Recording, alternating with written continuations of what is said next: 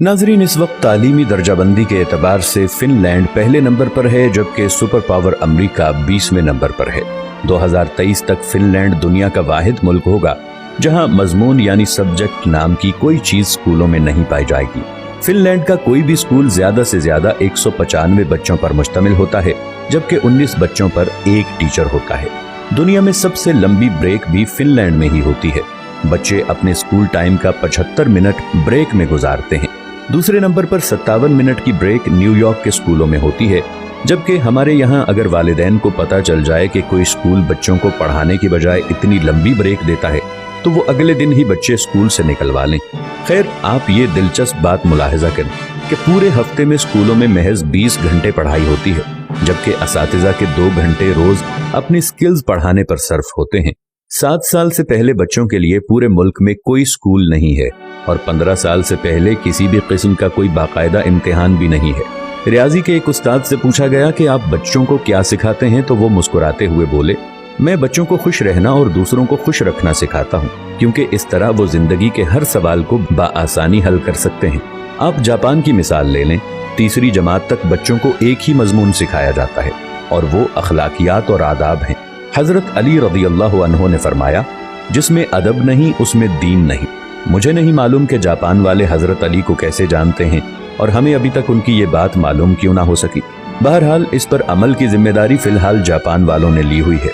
हमारे एक दोस्त जापान गए और एयरपोर्ट पर पहुंचकर उन्होंने अपना तारुफ करवाया कि वो एक उस्ताद हैं, और फिर उनको लगा कि शायद वो जापान के वजीर आजम हैं। अशफाक अहमद साहिब मरहूम को एक दफा इटली में अदालत जाना पड़ा और उन्होंने भी अपना तारुफ करवाया कि मैं उस्ताद हूँ। वो लिखते हैं कि जज समेत कोर्ट में मौजूद तमाम लोग अपनी नशिस्तों से खड़े हो गए। उस दिन मुझे मालूम हुआ कि कौमों की इज्जत का राज उस्तादों की इज्जत में है। ये है कौमों की तरक्की और उरूज व जवाल का राज।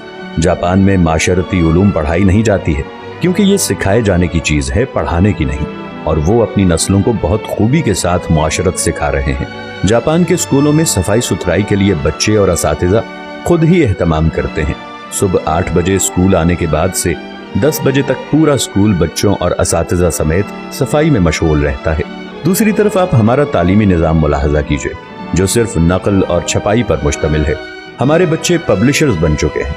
आप तमाशा देखें, जो किताब में लिखा होता है असातिज़ा उसी को बोर्ड पर नकल करते हैं, बच्चे दोबारा उसी को कॉपी पर छाप देते हैं। असातिज़ा इसी नकलशुदा और छपे हुए मवाद को इम्तिहान में देते हैं, खुद ही अहम सवालों पर निशानात लगवाते हैं और खुद ही पेपर बनाते हैं और खुद ही इसको चेक करके खुद नंबर भी देते हैं।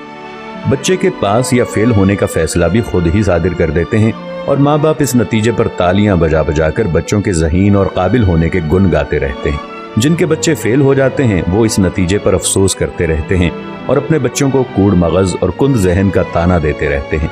हम 13-14 साल तक बच्चों को कतार में खड़ा कर करके असेंबली करवाते हैं और वो स्कूल से फारिग होते ही कतार को तोड़कर अपना काम करवाते हैं।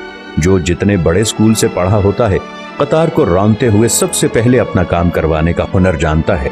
तालिब इल्मों का स्कूल में सारा वक्त साइंस रटते गुजरता है और आपको पूरे मुल्क में कोई साइंसदान नामी चीज नजर नहीं आएगी, क्योंकि बदकिस्मती से साइंस सीखने की और खुद तजर्बा करने की चीज है और हम इसे भी रट्टा लगवाते हैं। आप हैरान होंगे, मैट्रिक क्लास का पहला इम्तिहान 1858 में हुआ और बरतानवी हुकूमत ने यह तय किया कि बर्रे सगीर के लोग हमारी अक्ल से आधे होते हैं, इसलिए हमारे पास पासिंग मार्क्स 65 हैं, तो बर्रे सगीर वालों के लिए 32.5 होने चाहिए। 2 साल बाद 1860 में असातिज़ा की आसानी के लिए पासिंग मार्क्स 33 कर दिए गए और हम भी इन 33 नंबरों से अपने बच्चों की जहानत को तलाश करने में मसरूफ हैं। अल्लामा इकबाल रहमतुल्लाह अलैह के शेर का ये मिसरा इस तमाम सूरत हाल की सही तरह से तर्जुमानी करता नजर आता है। जो शाखे नाजुक पे आशियाना बनेगा, ना पायदार होगा।